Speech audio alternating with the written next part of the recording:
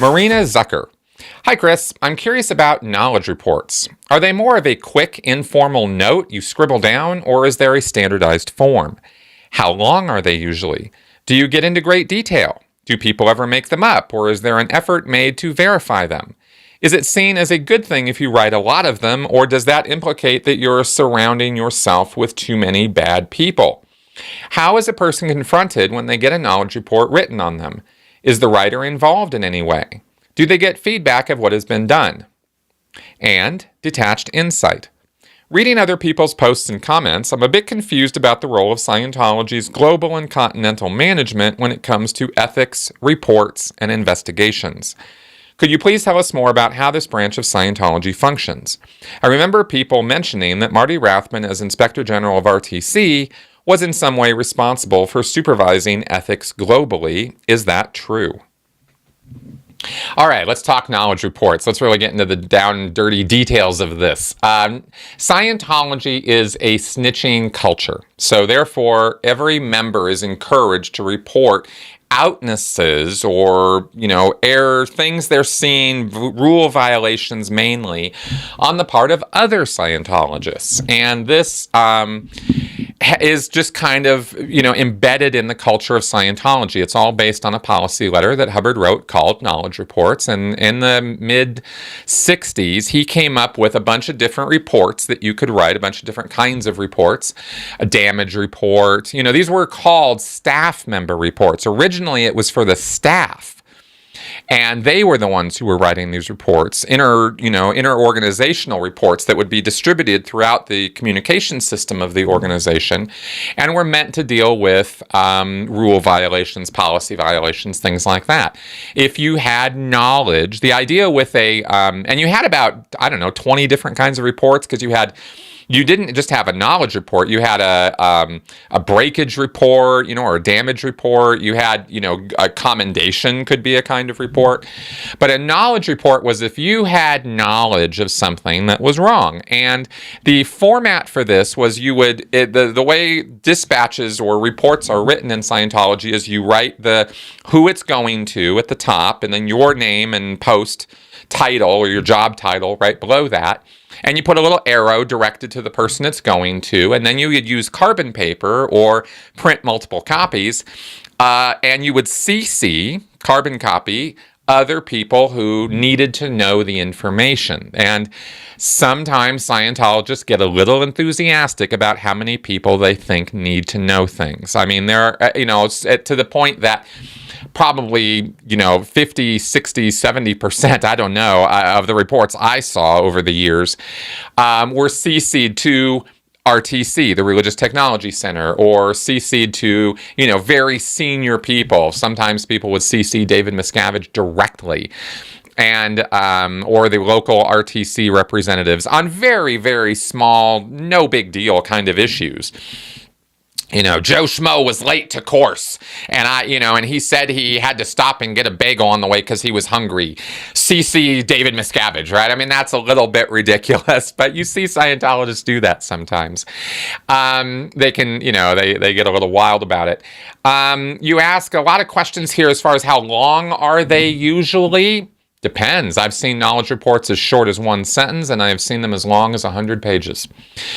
Really. So sometimes knowledge reports can go into a great deal of chronology and depth of detail about the situations they're reporting on. Other times it can just be, Joe Schmo was late to class, right? Do you get into a great deal? Yeah. Do people ever make them up? Yeah, all the time. I mean, these are reports that are based on people's observations. And from watching my channel for any length of time that people's observations basically suck. And they do not perceive what they think they're perceiving. They perceive what they want to perceive. And that's a problem for people, but it's how it works. So people write reports from their perspective, and sometimes they're valid and objectively true, and sometimes they're not. They're just a bunch of biased nonsense. I think he blah, blah, blah, blah, blah, blah, blah, right? Well, nobody really should care what you think, but if you're a senior person or a VIP or an important person, then what you think does matter in the world of Scientology. And if you write reports against other people and that are just opinion-based, they can still get in all kinds of trouble. As far as efforts made to verify them, what happens is the reports go to the ethics section of the local organization. And the ethics officer's job, the ethics officers of any Scientology organization are posted in Department 3. And Department 3 is called the Department of Inspections and Reports. So they inspect, they report. They get reports, they do inspections. The INR, the INR area or section. This is how this is referred to. And so the ethics officer's job is to receive these reports from all over the organization. And Hubbard's theory on this was not, let's get everybody fighting each other or let's get everybody reporting on each other.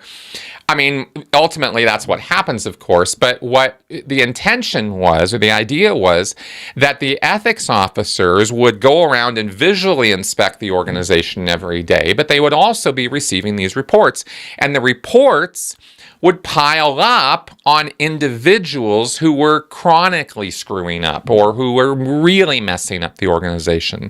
And the idea or the theory of this is that the ethics officer might get a report and it might have some really alarming information in it. And how they're supposed to deal with this is they're supposed to then go look up that staff member's statistics. They're supposed to go to the area of the organization where all the graphs are posted. It's called the Org Information Center, or the OIC.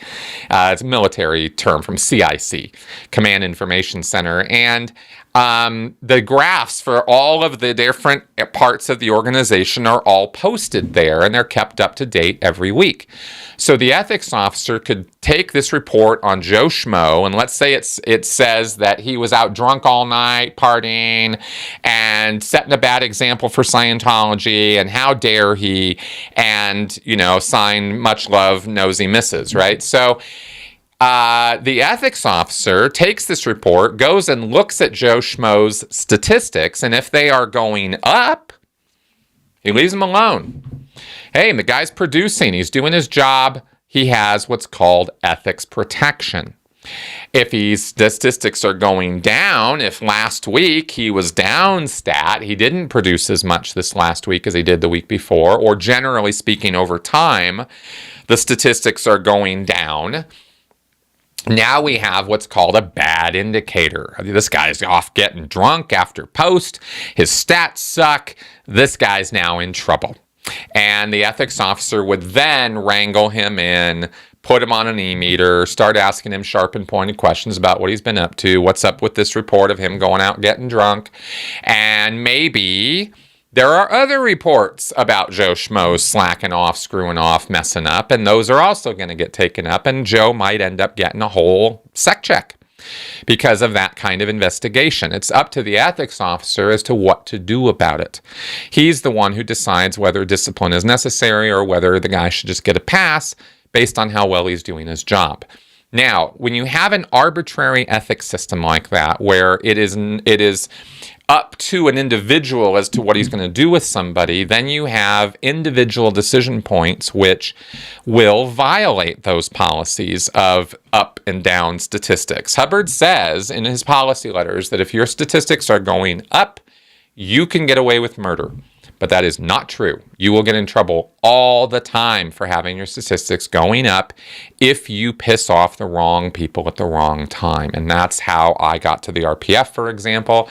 And that's how lots and lots of Sea Org members and Scientology staff and public get in trouble.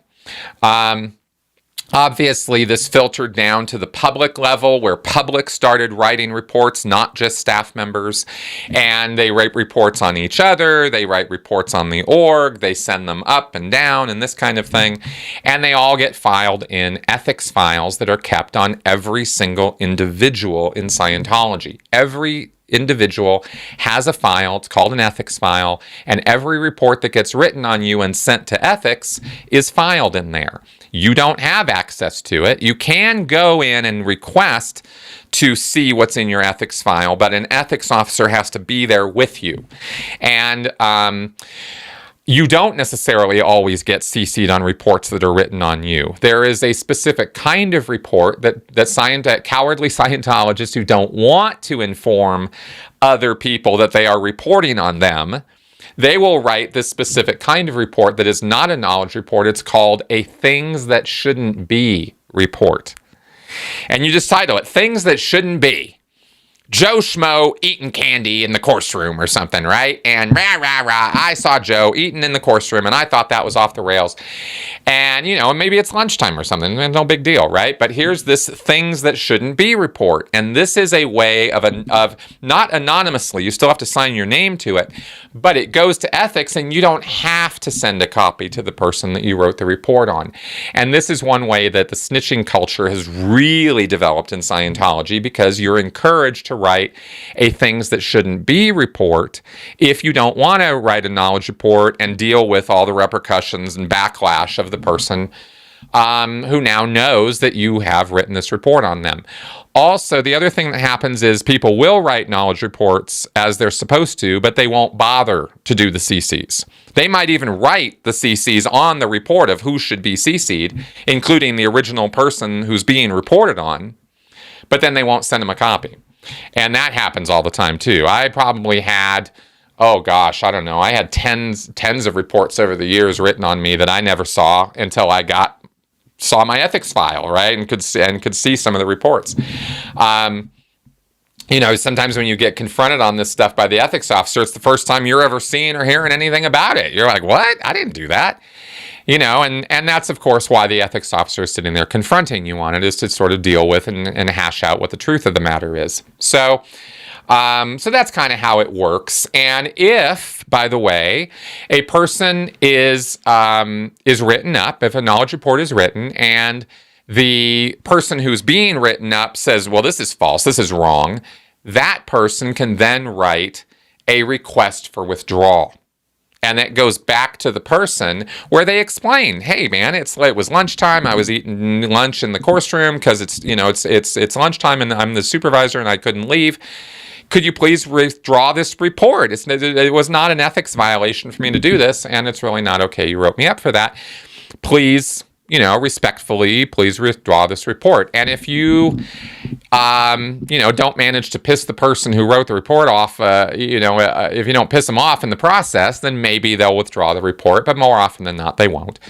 And that could end up resulting in an ethics review where you then request the ethics officer pull everybody in and sort it out independently. So that can sometimes be done as a request for withdrawal. What also happens is you can get into KR wars, where I write you up and then you write me up and then I write you up and then you write me up, and we just find things to write up on each other because we're just pissed at each other. This goes on all the time in Scientology. Oh my God, I got in so many KR wars because I really would get pissed when people would write stuff up on me, especially if I didn't think I had done anything wrong, or if I thought, my statistics were going up or whatever, but here I have to deal with this stupid report. And and it just kind of grinds on you because you got to file, and these things are just accumulating, and you get a bit paranoid because you don't know when the hammer's going to fall. Sometimes they will just wait for your statistics to go down and then they'll pounce, right? So your stats are up, you can get away with murder, and you're accumulating reports. And then the ethics officer is just like, all right, buddy, you just keep going. And as soon as your stats go down 1 week, boom. In you come to the ethics officer, bop, bop, bop, bop, right? And you're scrubbing dishes until 3 a.m. So that's the kind of, that's sort of some notes and ideas and thoughts about the KR system and how the whole thing breaks down and works. Now, Detached Insight also asked about the bigger picture here as far as the organizations go. So every single Scientology organization has its own Department 3. It has its own ethics officers. So I could go to the Church of Scientology here in Denver, and there is a Department 3 there with an ethics officer. whether that person is on the job or not, somebody's holding that function. If it's not the ethics officer, it'll be the director of the department. And if it's not that person, it'll be the head of the division. And if it's not that person, it'll be the head of the whole organization that has the job.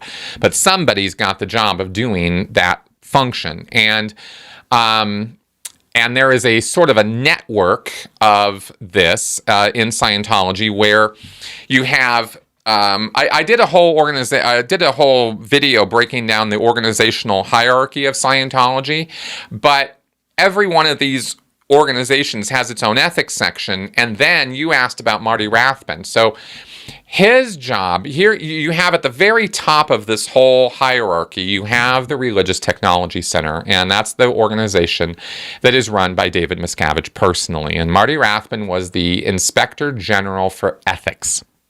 That was his job title. And that job was to oversee the administration of ethics across all of Scientology and make sure it was being done according to Hubbard's policies and directives. That was Marty Rathbun's job. In the ink, that was his job. That wasn't his real job. His real job was to be David Miscavige's enforcer. And, of course, that was the perfect job with which to do that. So that was how he was, and from that position, he could and did, Marty did, issue various writings, issues of his own about how to do ethics, how ethics should be done, how ethics interviews should be done on and off the meter, this kind of thing. So there was some attempt on his part to do his job as written, as well as being Miscavige's enforcer. So that's kind of how that worked. And if you're really curious about the whole breakdown of the various international and local organizations and how they all break down, then watch my video called Scientology's Organizational Madness, because that's the real breakdown on that.